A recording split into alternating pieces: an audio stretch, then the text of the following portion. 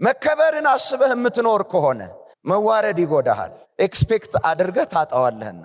የሰማችሁ ነው። ተልእኳችሁ እዚህ ምድር ላይ ካሉ ነገሮች ከፍ ያለ ነው። እነዚህን 5ቱን ነገሮች ባጭሩ በትክክል ስንኖራቸው እኛ ያን ጊዜ ምኖች ነን? የዓለም ምኖች ነን? ብርሃን ነን። እግዚአብሔር ሲበለጥ በማንነት ትበለጣለህ። እግዚአብሔር ካልተበለጠ በተሰጠህ ማንነት ማንም ሊበልጥህ አይችልም። ይሄ ማንነት የመጣው ከምድራዊ ነገሮች አይደለም። የምድራዊ ውቅሮች ወይም ውህደት ያመጣው ነገር አይደለም። ከእግዚአብሔር ማንነት የመጣ ነው።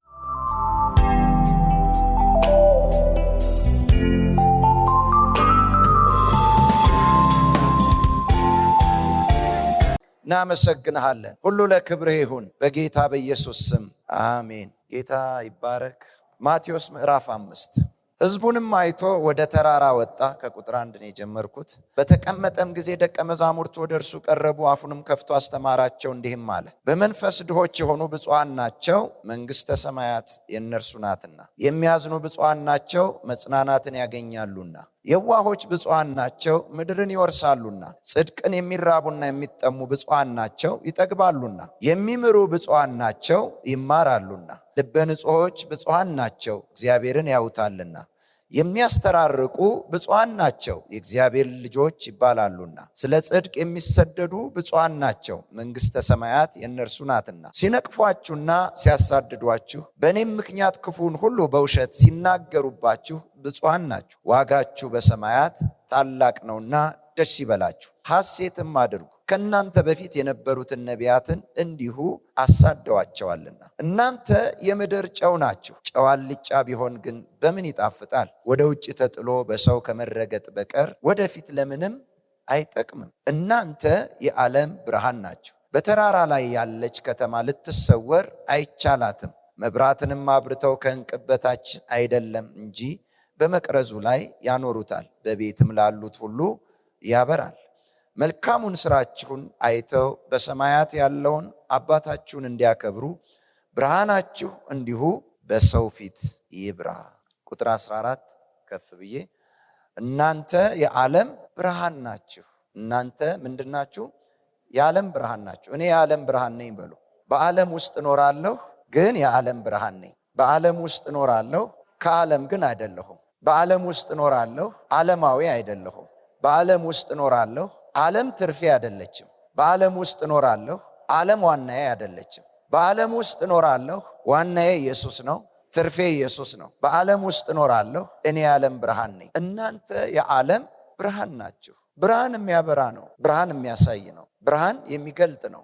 ብርሃን አንድን ነገር በቀላሉ እንድትረዱ የሚያደርግ ነው። በዚህ ማንነቱ ዓለም ውስጥ ሲያስቀምጥ ዓለም ባጭሩ ምንድነች ማለት ነው? ጨለማ ነች። ብርሃን የሚያስፈልገው ከጨለማ የተነሳ ነው። ለብርሃን ብርሃን አያስፈልገውም። ብርሃን የሚያስፈልገው ለጨለማ ነው። ለዚህ ነው ጌታ ኢየሱስም ሲመጣ ዮሐንስ ምዕራፍ 12:8 ላይ እኔ የዓለም ብርሃን ነኝ፣ የሚከተለኝም የሕይወት ብርሃን ይሆንለታል እንጂ በጨለማ አይመላለስማል። የሚከተለኝ በዓለም ውስጥ ያሉ ሰዎች እኔን ከተከተሉኝ የሕይወት ብርሃን ይሆንላቸዋል እንጂ በጨለማ አይመላለሱም። በዓለም ውስጥ ሆኖ በብርሃን መመላለስ አለ፣ በዓለም ውስጥ ሆኖም በጨለማ መመላለስ አለ። እኔን ግን የሚከተለኝ እኔን የተቀበለ ለእኔ ስፍራ የሰጠ አስተምህሮቴን የሚከተል ቃሌን የሚከተል ፈቃዴን የሚከተል የሕይወት ብርሃን ይሆንለታል እንጂ በጨለማ አይመላለስም አለና እናንተም ምኖች ናችሁ አለ። የዓለም ብርሃኖች ናችሁ። በየት አስቀምጦን?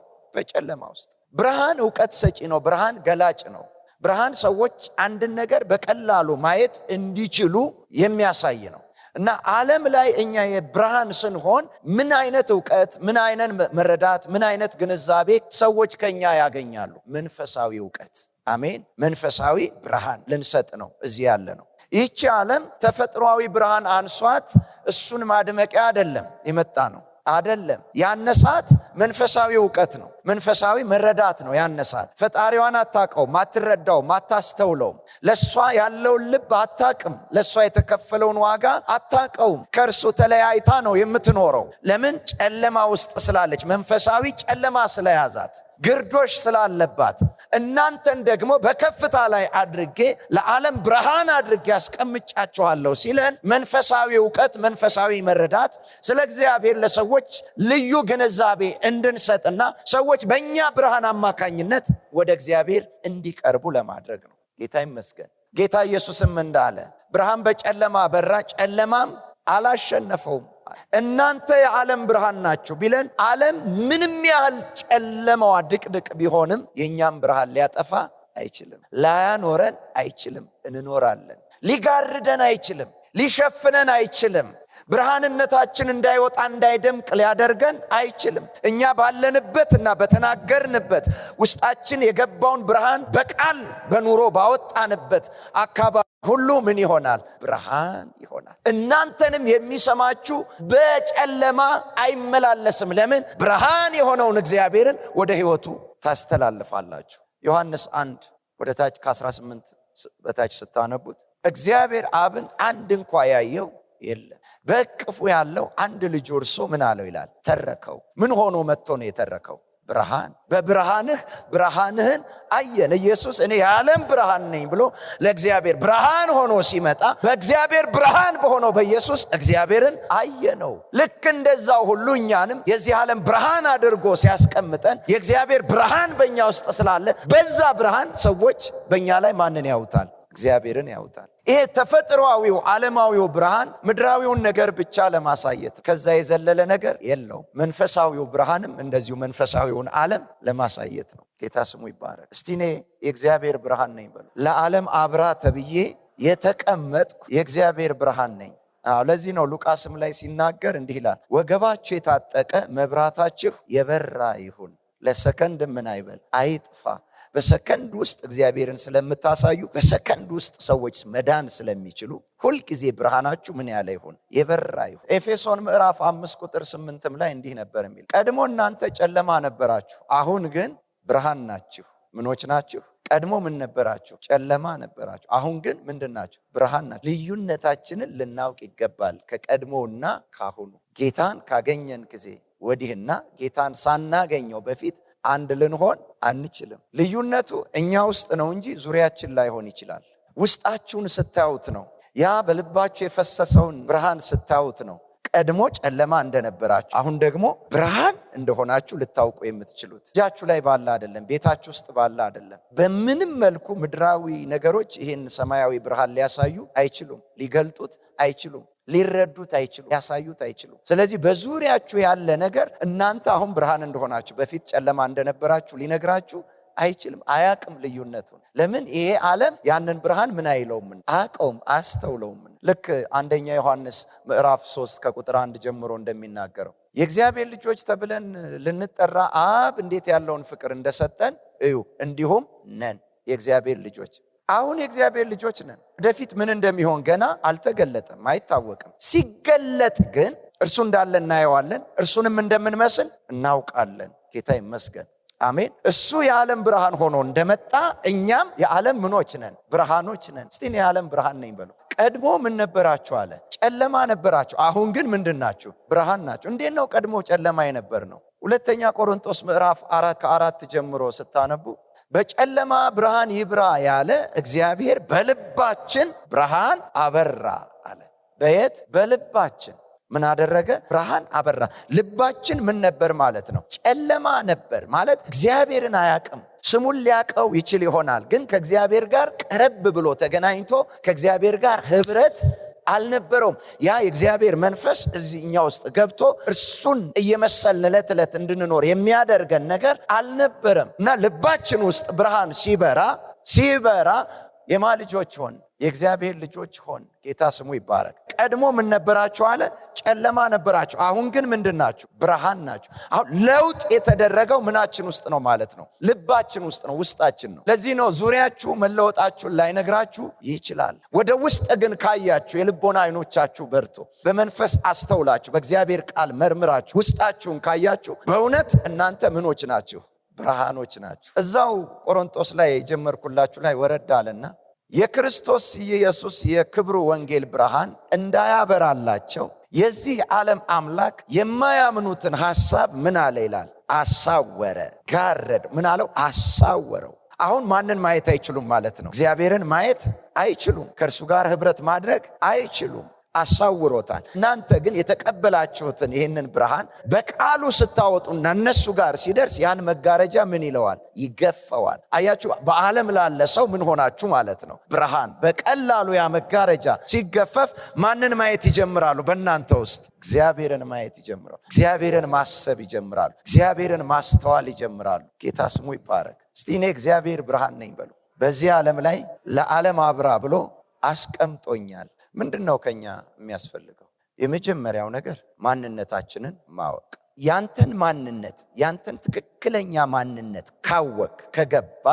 ካወቅ ሁሉን ሆነህ መኖር አትችልም። ሁሉን መስለህ መኖር አትችልም። ማንነት ጌታ ሲመጣ የሰጠን ምንድነው ማለት ነው? ማንነት። ይሄ እኮ እዚህ ጋር ሲናገር ስለ ማንነት ነው። እናንተ ምንድናችሁ አለ? የዓለም ምኖች ብርሃን። እሱ ምንድነው? ማንነታችን ነው። ልብ በል። ወደ 1 ዮሐንስ ሂዱ። እግዚአብሔር ብርሃን ነው፣ በእርሱም ዘንድ ከቶ ጨለማ የለም። እግዚአብሔር ምንድነው? ምኑ ነው? ማንነቱ ነው። አሜን አትሉም? እና መጀመሪያ እግዚአብሔር የሰጠን ምንድነው? ማንነት። ማንነት አይቀየርም፣ አይለወጥም። ማንነታችሁ ውስጥ ደግሞ ባህሪ አለ።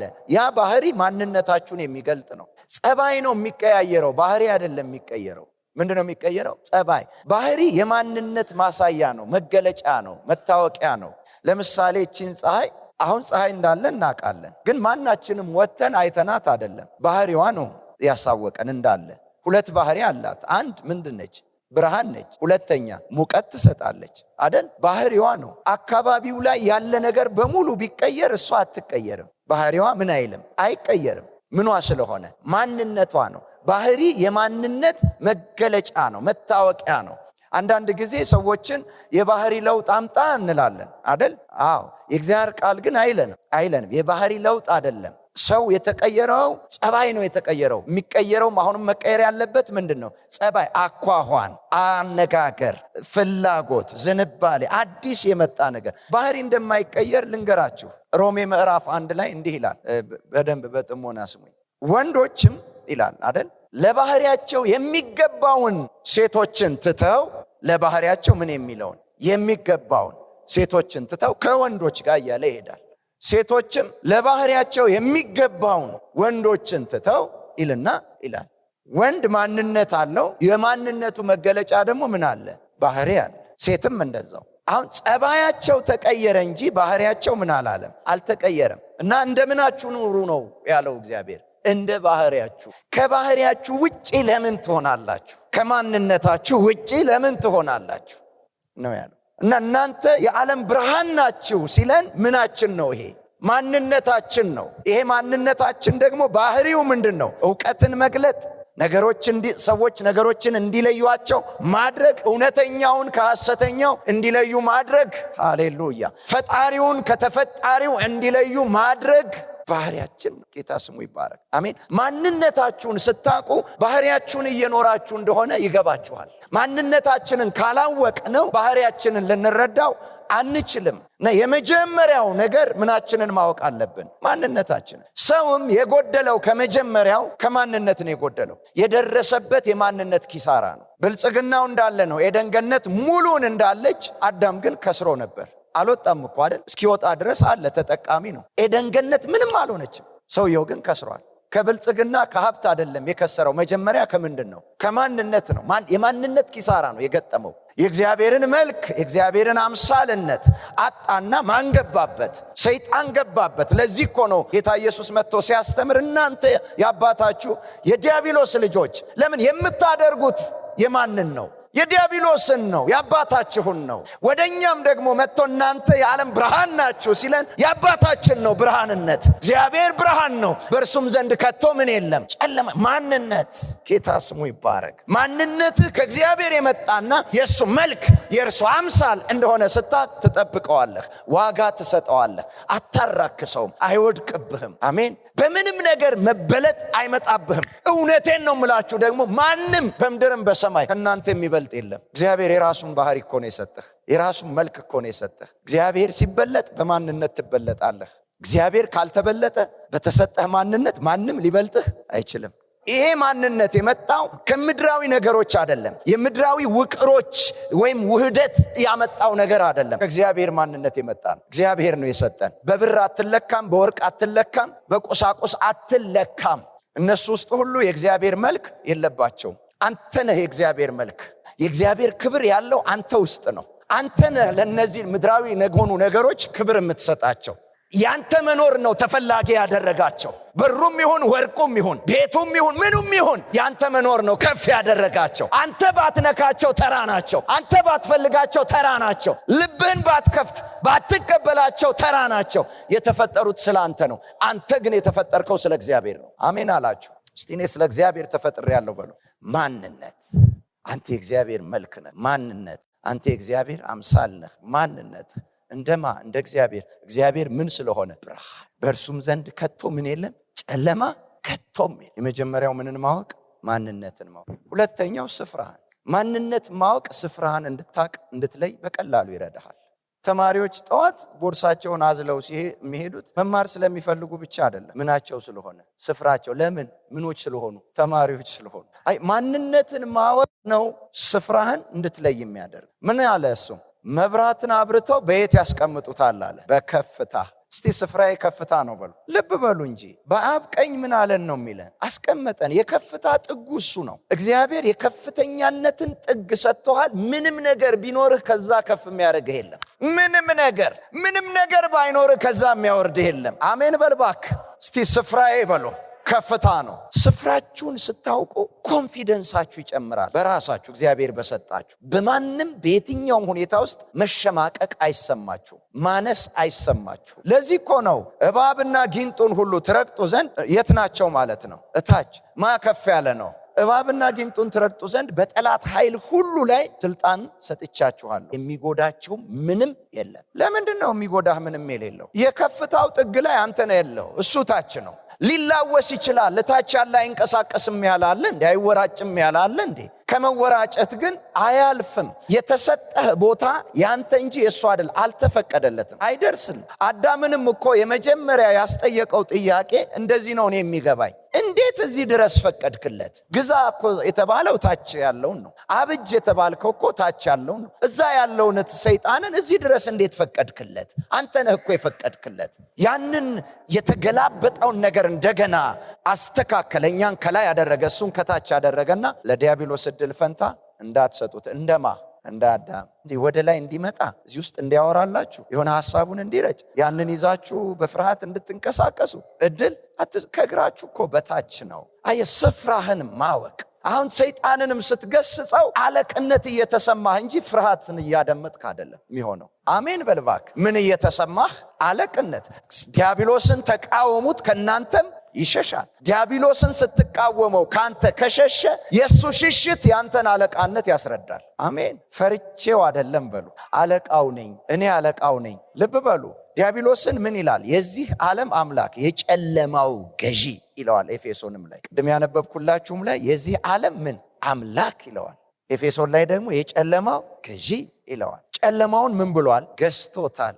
እንዲሁ ተፈጥሮ ያሳይህ። ከላይ ከሰማይ ፀሐይ ባትወጣ ምድር ሁሌ ምንድነች? ጨለማ ነች። ከላይ ፈንጠቅ ስትል ግን ጨለማው ሁሉ ምን ይላል? ገዢው ነው መጀመሪያ የሚመታው። ይሄ ጨለማው ገዢ ጌታ ስሙ ይባረክ። አሜን በልባክ። ሊጨልም ፀሐይ ወጣ ሊጨልም አይችልም። የሷ መግባት ነው እድል የሚሰጠው ለጨለማ። መብራትነቷ ከቀጠለ እስከ ቀጠለ ድረስ ጨለማ ሊኖር አይችልም እሷ በወጣችበት። ለዚህ ነው ሁሌ ወገባችሁ የታጠቀ፣ ሁሌ መብራታችሁ የበራ ይሁን። በዙሪያ እድል ፈንታ አያገኝም። ጨለማ ሊሰለጥን አይችልም። የጨለማ አሰራር አይደለም አንተ ላይ አካባቢህ ላይ ሊሰራ አይችልም። አሜን በልባክ። እስቲ እኔ የዓለም ብርሃን ነኝ በል። ስፍራዬም ከፍታ ነው በል። ስፍራዬ በከፍታ ነው በል። ማንም እዛ ላይ ሊደርስ አይችልም፣ በፍጹም አይችልም። አንድ ጊዜ ጌታ ኢየሱስ 72ቱን ሁለት አደረገና ላካቸው፣ ወደ አገልግሎት ላካቸውና ደስ ብሏቸው መጡ። ከዛ በፊት ሆኖ ስላላዩ ተደንቀው ነው። መምህር አሉት። አቤት። አጋንንቶች በስምህ ተገዙልን ታዘዙልን። የኢየሱስን መልስ እዩት። እውነት እላችኋለሁ ሰይጣን ከሰማይ እንደ መብረቅ ሲወድቅ አየሁታል። የወደቀ ተገዛልኝ ብለህ እንዴት ነው የምትደሰተው እኮ ነው የሚለው። እንደዚህ ልብ ፍንጥዝ ያለው ምን ያለ ነው? የወደቀ እኮ ነው። የወደቀ እንዴት ተገዛልኝ ብለህ ትላለህ? ኦልሬዲ ምን ብሏል? ወድቋል። ይልቁንም ስምህ በየት በሰማይ ስለተጻፈ በዛ ምን ይበላችኋል? ኢየሱስ ወድቋል፣ እናንተ በላይ ናችሁ። በላይ ዕውቅና የለውም፣ እናንተ በላይ ዕውቅና አላችሁ። እናንተ ቤት ናችሁ አለ። አንደኛ ምንን ማወቅ? ማንነትን። ሁለተኛ ስፍራን። ኢሳይያስ እንደዚህ ይላል፣ በሬ በረቱን አህያም ጋጣውን አወቀ፣ ሕዝቤ ግን ምኑን አላወቀም? አምላኩን ቤቱን አላወቀም አላቸው። በሬውም አውቋል፣ አህያውም አውቋል፣ ሕዝቤ ግን አላወቀም አላቸው። ጌታ ኢየሱስ ሲመጣ ግን ስፍራውን ስላወቀ ለኛ ምሳሌ እንዲሆን ወደ ኋላ ቀረና አባትና እናቱ አላወቁም። እሱ ግን የት ተገኘ? መቅደስ ውስጥ። ምን ነው ልጄ ምን ነው እንዲህ ያደረክብን ሲሉት የመለሰላቸው ምንድነው? በአባቴ ቤት መኖር እንዳለብኝ አላወቃችሁም? አታውቁም? በማ ቤት? ስፍራ። ንጉሱ ዳዊት ደስ ይለኛል፣ እግዚአብሔር እረኛዬ ነው የሚያሳጣኝም የለም። በለመለመ መስክ ያሳድረኛል፣ በረፍት ውሃ ዘንድ ይመራኛል። ነፍሴን መለሳት፣ ስለ ስሙም በጽድቅ መንገድ መራኝ። በሞት ጥላ መካከል እንኳን ብሄድ አንተ ከኔ ጋር ነህና ክፉን አልፈራም። በትርህና መርኩዝ እነርሱ ያጽናኑኝ። በፊቴ ገበታን አዘጋጀልኝ፣ በጠላቴ ፊት ለፊት ራሴን በዘይት ቀባ። ጽዋዬም የተረፈ ምሕረትና ቸርነት በሕይወቴ ዘመን ሁሉ ይከተሉኛልና ለዘላለም በእግዚአብሔር ቤት እኖራለሁ። ስፍራውን ያውቃል። ይሄ የአዲስ ኪዳን ነው። ለዘላለም በእግዚአብሔር ቤት እኖራለሁ። ለዘላለም በእግዚአብሔር ቤት ሲኖር እግዚአብሔር ቤት ውስጥ ያለውን ይኸው ወደ ላይ ደግሞ አንብቡት፣ ተነተነው። የእግዚአብሔር ቤት ሙሉ ነው። ሶስተኛ ተልእኳችሁን ማወቅ። ለምንድን ያለ ነው? ጠይቃችኋል? ለምንድን ነው ያለሁት? ወይ ምንድን ነው እኔ የምሰራው? ምንድን ነው? መብላት፣ መጠጣት፣ መስራት፣ ማግባት፣ መውለድ፣ መዳር፣ አያት መሆን ምንድን ነው እንዴ? ይሄ ነው ተልእኮዬ። ተልእኳችሁን መኖር ነው፣ ማወቅ ነው። ስራችሁን እንድታቁ እንድታደርጉት የሚረዳችሁ የራስህን ስራ እየሰራህ እንደሆነና እንዳልሆነ የተላክበትን እውነተኛ ማንነትን የስፍራህን እየሰራህ እየኖርከው እንደሆነ ማወቅ የምትችለው ምንን ስታቅ? ተልእኮን ስታቅ። እዚህ ምድር ለምንድን ነው የተላከው? ለምንድን ነው እዛ ጋር በከፍታዎች ላይ ያስቀመጠ? ለምን ተልእኮ?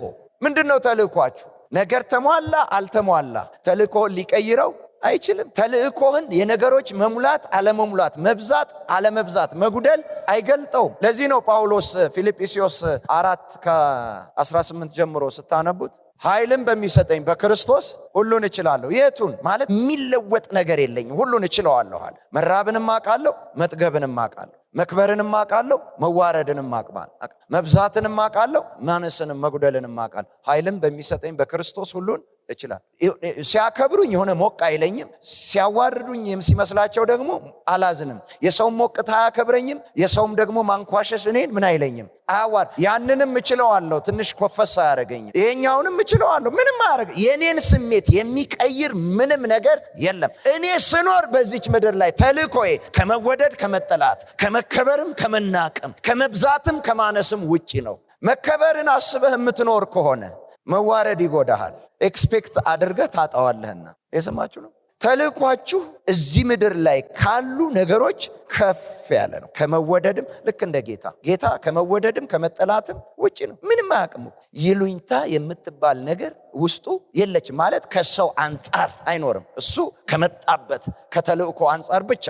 አንዴ ትዝ ይላችኋል፣ ኢየሱስን ለመያዝ መጡና ጴጥሮስ ራርቶ ጌታው ስለሆነ አዝኖለት ጌታውን ለማዳን ሰይፉን መዘዝ አደረገና ከመጡት ውስጥ የማልኮስን ጆሮ ቁርጥ አድርጎ ጣለው። ጌታ ኢየሱስ አየና ብድግ አድርጎ ልጥፍ አደረገው ጆሮውን። ጴጥሮስ ለማን ብሎ ነው የቆረጠው? ለኢየሱስ ብሎ። እንዴ ትንሽ አያሸማቅቀውም? ጴጥሮስን እንደ ሰው ስታው ጴጥሮስ ለኢየሱስ ብሎ የሰው ጆሮ ቆርጦ፣ ኢየሱስ ደግሞ ያለምንም ይሉኝታ ብድግ አድርጎ ጴጥሮስ ፊት ልጥፍ አድርጎ ሰይፍህን አስገባ ብሎ ሲለው ከዚህ ዓለም አስተሳሰብ ውጪ ነው። እሱ የሚኖረው ተልእኮውን ነው። አሜን በልባክ። ተልእኮው ለሁለቱም እኩል ነው፣ ለቆራጭም ለተቆራጭም። ቲፎዞም አያውቅም፣ መከበር በተለየ ነገር አያውቅም። አንድ ጊዜም ትዝ ካላችሁ መምህር ይህ የምትናገረውን ቃል አስጨናቂ ነው፣ ማን ሊሰማው ማን ሊረዳው ይችላል? ይኸው ከዚህ የተነሳ ህዝቡ ምን ብሎ ሄደ አለ? ግምስ ብሎ ተጠርጎ ሄደ።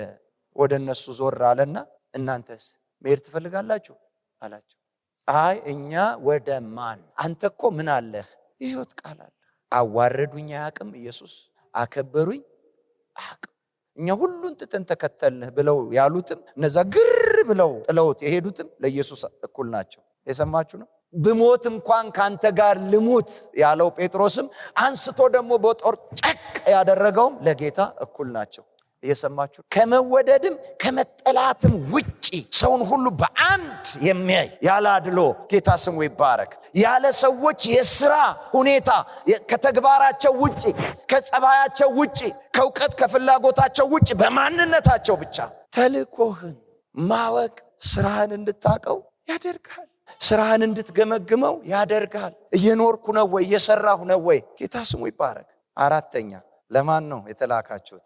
በጨለማ ላሉት። እስቲ ጨለማ ውስጥ ያለውን አንዳንድ ተግባራቶች ንገሩኝ። ምን ምን አለ ጨለማ ውስጥ? አመጽ አለ፣ ክፋት አለ፣ አድመኝነት አለ፣ መገዳደል አለ፣ ጥላቻ አለ፣ ስርቆት አለ። ሁሉ ነገር ነው ያለው።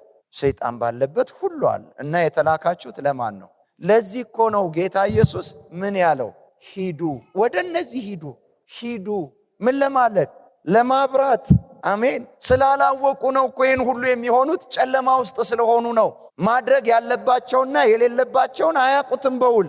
ጌታ ኢየሱስን እኮ መግደል እንደሌለባቸው የሚያውቀው ጌታ ነው። እነሱ ግን አያውቁም። ስለዚህ እኮ ነው እየገደሉት የሚሰሩትን አያውቁምና ይቅር በላቸው። ጨለማ ውስጥ ናቸው፣ አይለዩም። አውቀውስ ቢሆን የክብርን አምላክ ምን ባላሉት ባልሰቀሉት ነበር። ለዚህ እኮ ነው የማለደላቸው። አያውቁም። እኔ የተላኩት ለጨለማው ነው በሉ እስቲ። ጨለማ ውስጥ የማየው ነገር በሙሉ በሉ አያስደነግጠኝም፣ አያሸማቅቀኝም፣ እንድርቃቸው አያደርገኝም። ብርሃኔን እንዳበራ ነው የሚያደርገኝ። እኔ እንደማስፈልጋቸው ነው የሚጠቁመኝ። እኔ ጋር መፍትሄ እንዳላቸው ነው የሚያስረዳኝ። በእናንተ ውስጥ ስላለ ተስፋ ምክንያት ለሚጠይቋችሁ ሁሉ ሁልጊዜ መልስ ለመስጠት የተዘጋጃችሁ ሁኑ ይላል። እናንተ ውስጥ ነው ምን ያለው? ተስፋ። አሜን። ለዚህ አይደል እንዴ ሮሜ ምዕራፍ 8 ቁጥር 19 ፍጥረት የእግዚአብሔርን ልጆች መገለጥ በናፍቆት ይጠባበቃል። ለምን? ፍጥረት ሁሉ ለከንቱነት ተገዝቷልና።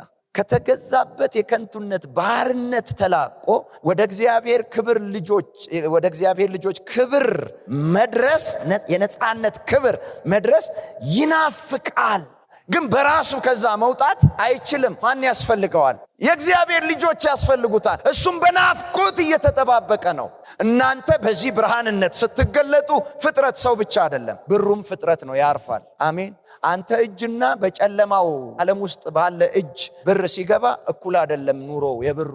አንተ እጅ ሲገባ ለተፈጠረበት ዓላማ ይኖራል። እዛ ሲገባ ደግሞ ብሩም ያርፋል። አንተ እጅ ሲገባ ወርቁም ያርፋል። አንተ እጅ ሲገባ አንተ እኮ አይደለም በብር የምታርፈው ወዳጄ፣ ብር ባንተ ያርፋል። አንተን እኮ አይደለም ወርቅ የሚያሽቆጠቁጥህ፣ ነፃነት ያገኛል አንተ ላይ ሲቀመጥ። ከባርነት ነፃነት ይወጣል። አሜን በልባክ። ለተፈጠረበት ዓላማ እንዲኖር የምታደርገው አንተ ነህ። ያንተን መገለጥ በናፍቆት ይጠባበቃል። ለዚህ እኮ ነው ሂዱ ያለው። ሃሌ ድረሱላቸው፣ ተናጠቁ፣ ነፃ አውጧቸው። ጌታ ስሙ ይባረክ። ሰው ብቻ መሰለ እንደ ቀንበር ውስጥ የወደቀው? ፍጥረት በሙሉ ነው። አንተ እጅ ሲገባ ገንዘብ ጽድቅን ትሰራበታለህ። ሌላው እጅ ሲገባ አመጽ ፍርድ ያጣመምበታል፣ ነፍስ ይገድልበታል። አንተ ነፍስ ታቆይበታለህ፣ ትረዳበታለህ። ግን እንደው በምድር ላይ ያለ ሁሉ ሀብት እጃችሁ ላይ ቢገባ፣ ናፍቆታችሁ ሆኖ ቢገባ ምን ልታደርጉበት ነው? እዛ ያሉትን ሰዎች ለመድገም ነፃ ለማውጣት ነው። አንተ አይደለህም ነፃ የምትወጣው በዓለም ምናምንቴ በብሩ በውርቁ። አንተ አይደለህም ነፃ የምትወጣው።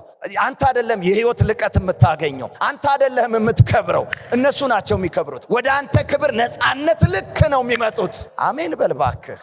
የመጀመሪያው ምንን ማወቅ? ማንነትን ማወቅ። ማነህ አንተ? ይሄ እኮ እግዚአብሔርም እኮ ይጠይቃል። እናንተ አንድ ቀን ኤሳውና ያዕቆብና እግዚአብሔር ተገናኙ። ጥያቄው ባርከኝ ነው። ባርከኝ ካልባረከኝ አለቅህም አለው። እሺ እኔ ማንን ልባርክ? ባርኮት እኮ ከማንነት ጋር የተያያዘ ነው። አንተ ማነህ ሲለው እኔ ማነኝ አለ ያዕቆብ። ከዚህ በኋላ ግን ምን አትባልም? ያዕቆብ አትባልም፣ እስራኤል እንጂ። ከሰውም ከእግዚአብሔርም ታግለ። ግን ምኑን ነው የጠየቀው? ማንነት። ማነህ? አጋንንትም እኮ ይጠይቃል። እናንተ እዛ ጋር እንደተጻፈው ስላልሰማነው ነው እንጂ ይጠይቃል እኮ። በደንብ ነው እኮ የሚጠይቀው። ምክንያቱም የሚገዛው ለምንድን ነው? ለማንነት ነው አጋንንት የሚገዛው። ማንነትን ካወክ ደግሞ አልኩህ እኮ ቅድም። ሃሌሉያ። ጳውሎስን አውቀዋለሁ አለ፣ ኢየሱስን አውቀዋለሁ። እናንተ እነማን ናችሁ? አይደል እንዴ የአስቄዋ ልጆች ያላቸው እነማን ናችሁ? ጳውሎስንም አውቀዋለሁ ውጣ ቢል ቀል የለም አልደራደርም። ኢየሱስንም አውቀዋለሁ ውጣ ካለኝ እናንተ ግን እነማን ናችሁ? እንዲህ በዚህ ልክ ዲማንድ ልታደርጉ ማንነታችሁ ይፈቅዳል ወይ አለና እላቸው ላይ ምን አለ ይላል? ወጣባቸው፣ ቦጫጨራቸው፣ ልብሳቸውን ቀደደ፣ ደም በደም አደረጋቸው። ማንነትን ማወቅ፣ ሁለተኛ ስፍራን ማወቅ፣ ሶስተኛ ተልእኮን ማወቅ፣ አራተኛ ለማን፣ አምስተኛና የመጨረሻ ለምን ተላኩ። እሺ ለማንም አሁን ታወቀ። አሁን እዛ በዓለም ላሉት በሙሉ ብለናል። ለምን ተላኩ? ሄደን እንደነሱ እንድንሆን ሁልጊዜ አንድ የሚለን አለ። ሁለተኛ ቆሮንቶስ ምዕራፍ 6 ቁጥር 14 ላይ ከ15 16 ስታ ብርሃን ከጨለማ ጋር ምን ህብረት? በማይመች አካሄድ ጋር ከማያምኑ ጋር ምን አትበሉ? አትጠመዱ። አንድ ቀንበር ውስጥ መግባት አይቻልም። ይሄ ብሉይ ኪዳን ላይ ይቅርታ ልክ ይሄ ጥላውን ነው የምናገረው። ብሉይ ኪዳን ላይ እንደዚህ አለ እግዚአብሔር ነው ያለው፣ ስታርስ በሬን ከአህያ ጋር አትጥመድ፣ ሁለቱ እኩል አንድ ቀንበር ውስጥ ሊገቡ አይችልም። ስለ በሬዎቹ ሲያወራ እኛ ጋር ሲመጣ ደግሞ እኛን ራሳችንን ሰዎችን ምን አለን? ብርሃን ከጨለማ ጋር ምን ህብረት አለው? ጽድቅ ከአመፃ ጋር ምን ተካፋይነት አለው? የእግዚአብሔር ቤተ መቅደስ ከጣዖት ጋር ምን መጋጠም አለው? ቤልሆር ከክርስቶስ ጋር ምን መስማማት አለው? ይሄኛው ቤልሆር ከማን ጋር? ከክርስቶስ ጋር። ክርስቶስና ቤልሆርን የሚያስማማ አንድ የሚያደርግ ምንም ነገር የላቸው። ከማንነት ጀምሮ ምንም ነገር የለ። ልክ እንደዛው አንተም ብርሃን የሆንከው አንተ ከጨለማ ጋር ህብረት የለህም። ለምን ተላክ ታዲያ? ምን ለማድረግ? ለማብራት። ጌታ ስሙ ይባረክ እንጂ የሚሆኑትን ለመድገም አይደለም። እስቲ ሁል ጊዜ የሚጠጡ ጓደኞች ካሏችሁ፣ ሁል ጊዜ ይቅርታ አድርጉልኝ፣ የሚጠጡ ጓደኞች ካላችሁ እናንተ አትጠጡም፣ ሄዳችሁ ውሃ ታስከፍታላችሁ። እነሱ ሁሌ ነው አብራችሁ ነው፣ ግን ሁሌ እነሱ ደግሞ እዛው አንድ ጠረጴዛ ላይ እነሱ ደግሞ የጠርሙስ ማዕት መጠጧል ይጠጣ። እናንተ ግን ሁሌ ምንድነው የምትጠጡት? ህብረት አደረጋችሁ አላደረጋችሁ? አድርጋችኋል። ቢያንስ እፊታችሁ ፈቅዳችኋል፣ ታግሳችኋል፣ እንዲቀጥሉ አድርጋችኋል። የተላከው እንደሱ አይደለም። አሜን በሉ ባካችሁ። ለምን ተላኩ? እዚህ ዓለም ውስጥ ነው ያለነው። ዓለም ውስጥ ያሉትን ሰዎች፣ በዛ ዓለም ውስጥ ያሉትን ሰዎች፣ በዛ ስርዓት ውስጥ የሚሄዱትን ሰዎች እናገኛለን። አትቅረቡ አላለንም፣ ሂዱ ብሏልና። ምን ችግር አለ? እኔም የራሴን ይዤ እቀጥላለሁ፣ እነሱም የራሳቸውን ይዘው ይቀጥሉ። ለሱ እኮ መላክ አያስፈልግህም ነበር አይደል? ድሮም እንደዛው ናቸው። አንተም ሄደህ እንደዛው የሚቀጥሉ ከሆነ ለምን ትላካለህ? ምንድነው ተጠቃሚነታቸው? ያንተ መላክ ይልቅ ማንን ሸፈንክባቸው? ክርስቶስን። ብርሃንህ ምን ብሏል ማለት ነው? አልበራም፣ አልተገለጠም። መረዳትን ማስተዋልን አልሰጣቸውም። ስለዚህ ተልእኮህን ምን እያርከው አይደለም፣ እየተወጣህ አይደለም። ለማን እንደተላክ አልገባህም፣ ለምንም እንደተላክ አልገባህም። እነዚህ አምስቱን ነገሮች ባጭሩ በትክክል ስንኖራቸው እኛ ያን ጊዜ ምኖች ነን? የዓለም ምኖች ነን? ብርሃን ነን። ቀንበር አላይነን ሰባሪ ነን እንጂ አጥባቂዎች መሆን የለብንም። ነን እንዴ? አይደለም። ቀንበርን ስበሩ አይደል ያለው? እስራትን ምን በሉ ፍቱ ነው ያለው። የምትሄድበት ዓላማውን መሳት የለብህም። የምትገናኝበትን ዓላማውን መሳት የለ። ለምን ሁልጊዜ ለምን እቺ ስትሳት ነው ቀኑን ሙሉ በእናንተ ምክንያት በአሕዛብ ዘንድ ስሜ ምን ይላል አለ? ይሰደባል።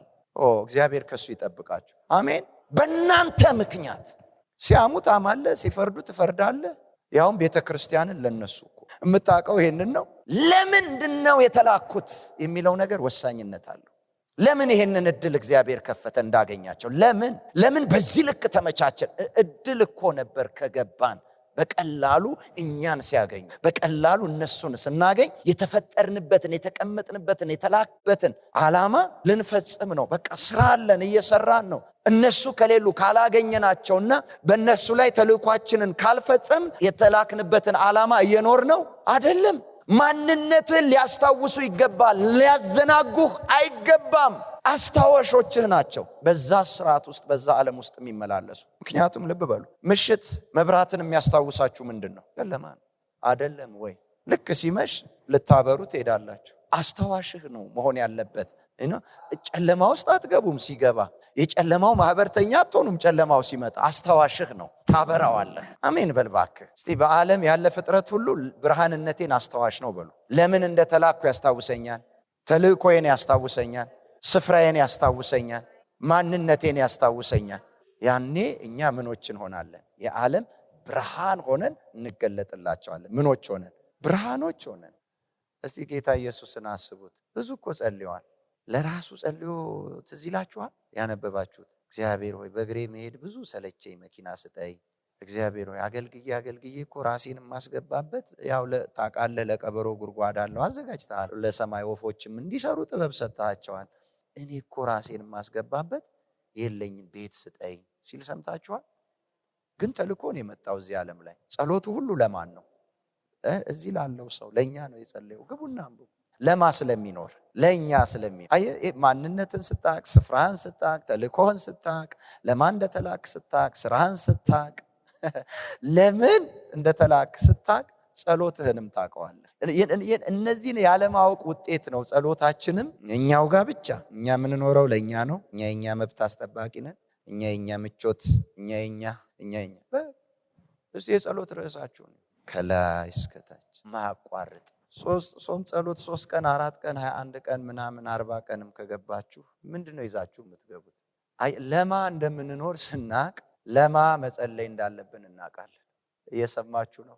እነዚህን 5ቶቹን ነገሮች ማወቅ ሌላው ሳይቀር ጸሎትን እንኳን ሳይቀር ምን ይላል? ያስተካክላል። አሜን። እስቲ ያስተካክላል ደጋሙና። ጳውሎስ አንድ ነገር አለ። በውጭ መከራ፣ በውስጥ መከራ፣ በወንድሞች መከራ እንደ ሰው ከአውሬ ጋር ታገልኩ፣ ከሞት ጋር ትንቅንቅ፣ ሁሉ ነገር ሆነ። በዚህ ውስጥ ሁሉ ግን ግድ የሚለኝ የማ ነገር ነው አለ? የቤተ ክርስቲያን ነገር ብቻ።